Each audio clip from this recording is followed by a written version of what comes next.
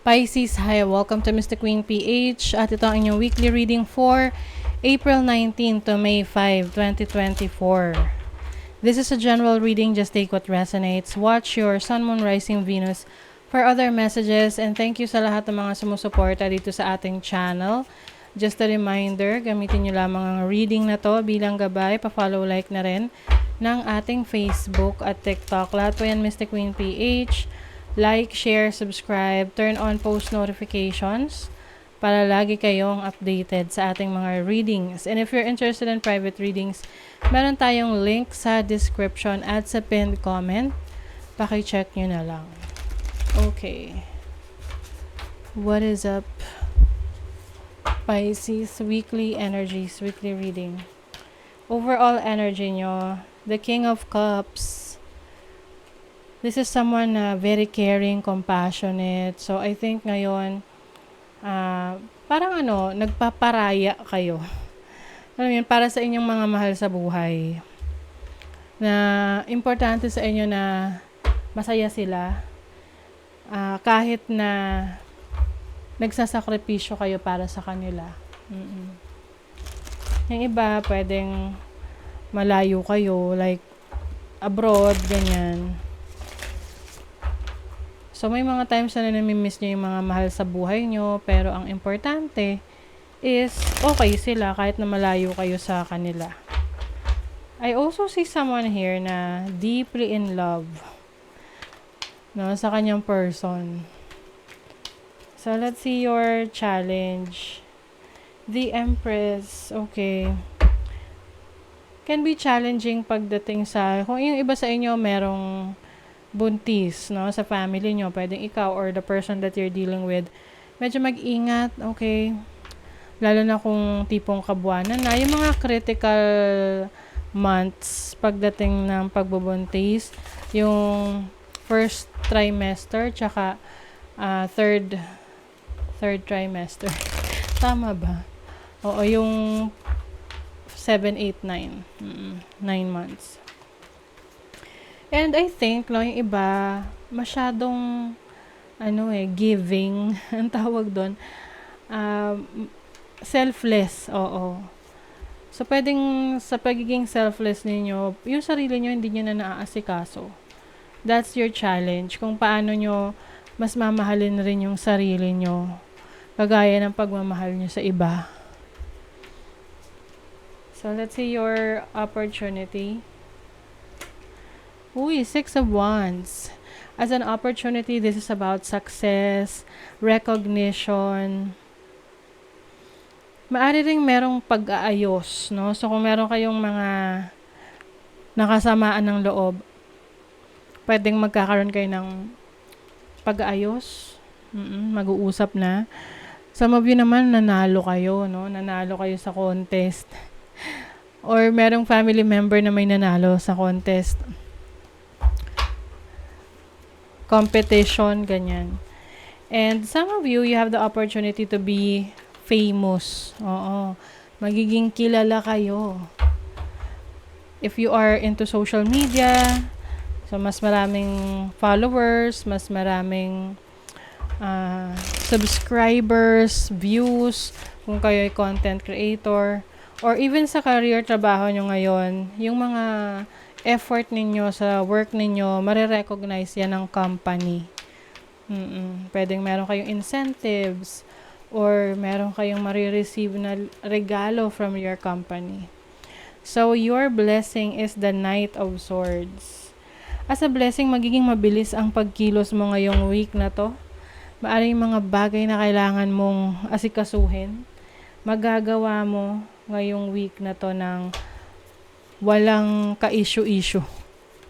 Oo, lalo na yung mga nag-aasikaso ng mga papers, ng mga permits, documents, or related rin sa business ninyo. You have fork in the road, so may major decision. Kung which direction, kung anong direction yung tatahakin mo. Pwedeng sa career yan, sa business, or even sa relationship. But I think this is about your destiny, yung life's purpose mo.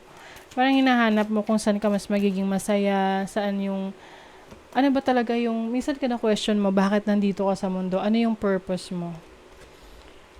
So, also marami ka ring mga magagawa this week. Mas magiging flexible ka. Alam mo yung tipong pabalik-balik, ganon. Oo. More on short travels dahil meron kang kailangang asikasuhin. You also have a leg up. Someone is willing to help you, guide you sa mga gagawin mo. So, pwedeng meron kang katuwang sa buhay na laging nandyan to support you. Some of you naman pwedeng magpo-focus rin kayo sa kalusugan nyo, no? Health and fitness. Maaring magkukonsulta kayo sa isang coach, no? Sa gym or running coach. Anything that will help you move na mas makakagalaw-galaw ka, no? Lalo na kung lagi kang, kumbaga ang work or lifestyle mo is sedentary, no? Yung lagi nakaupo, hindi masyadong gumagalaw, work from home, pero wala kang time para makapag exercise. So this week, maaring merong magkukumbinsi sa'yo or minsan mismong sarili mo rin ang kukumbinsi sa sarili mo na mas maging flexible, mas gumalaw-galaw, no? Wow, sa iyong money, career, finances, merong unexpected money. Pwedeng galing to sa isang tao na magbibigay sa'yo ng tulong na hindi mo inaasahan. Yung iba naman, meron kayong mga creative ideas.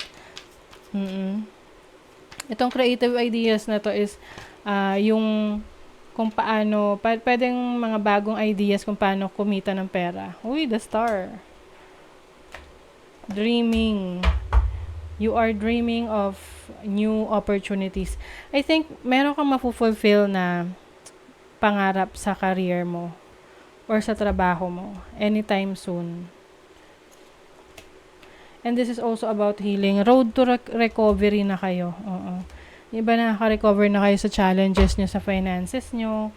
Or yung iba napa-absent dahil hindi naging maganda yung kalusugan nyo nung nakaraan. So, ngayong week na to, mas magiging productive kayo.